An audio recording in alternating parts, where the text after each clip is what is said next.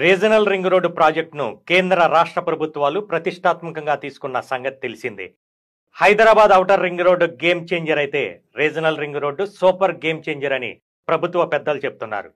ఉత్తర దక్షిణ రెండు భాగాలుగా చేపడుతున్న ఈ ప్రాజెక్టులో ఇప్పటికే ఉత్తర భాగానికి సంబంధించి టెండర్ల ప్రక్రియ మొదలైంది. ఇక రీజనల్ రింగ్ రోడ్డు చుట్టూ రీజనల్ రింగ్ రైల్ నిర్మించాలని రేవంత్ సర్కార్ భావిస్తోంది.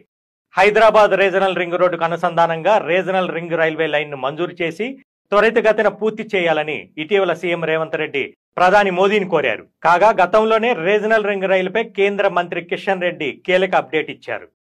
రీజనల్ రింగ్ రైలు మంజూరుకు కేంద్రం రెడీగా ఉందని పలు సందర్భాల్లో వెల్లడించారు. కొత్తగా నిర్మించబోయే రీజనల్ రింగ్ రోడ్డుకు సమాంతరంగా దీన్ని నిర్మించనున్నట్లుగా చెప్పారు.